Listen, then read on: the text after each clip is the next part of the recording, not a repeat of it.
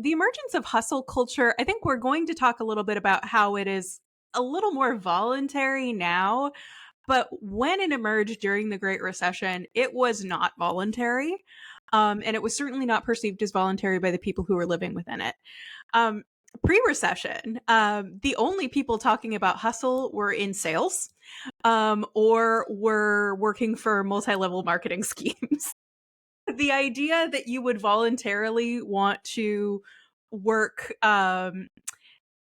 one normal 40-hour job and then pick up an additional job was not something that the middle and upper middle class really were embracing. As the Great Recession starts to roll in, you see in a number of industries a casualization of the workforce and an increasing precarity.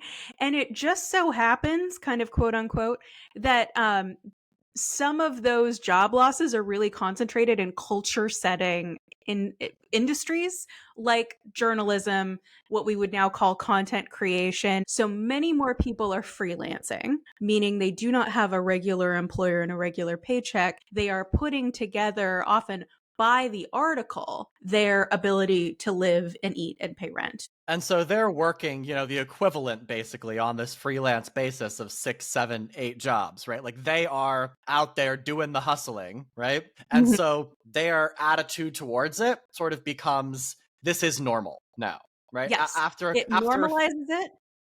After a couple of Absolutely. years, you get there. Like, sure, at the very beginning, it's like, well, this sucks. Everyone, This is like, why does everyone miserable. have to do this, right? But after a few years, and as more people continue entering the profession, right? And it's And the people always who are been, better at it stay in it. yeah, and the people who are entering the profession have not known a time when it was not like this, right? It becomes this sort of normalized thing. And because it's normalized in these taste setting, culture making institutions, it bleeds out into the rest of the mass public. Additionally, you have at the same time, this is not so much of a side hustle versus main hustle issue as a what we might term workaholism, because we want to victim blame, um, for lack of a better term.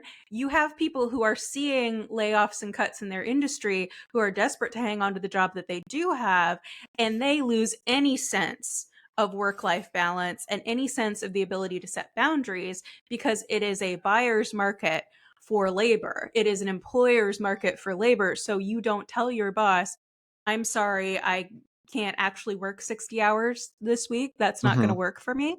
And They're like, if well, you do there's someone something, who's willing to. Yeah. yes, there is someone who's willing to. And if you do that, you can just get fired.